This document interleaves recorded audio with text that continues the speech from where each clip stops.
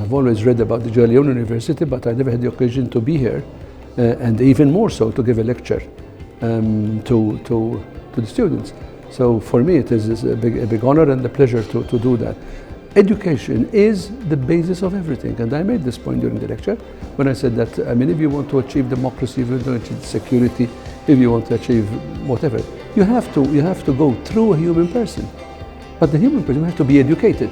Education means being a complete person in the Renaissance sense of the word. I mean, a complete person who's conscious of his powers and who has an eagerness to learn how much he can use them and in what way to better his life and the life of others.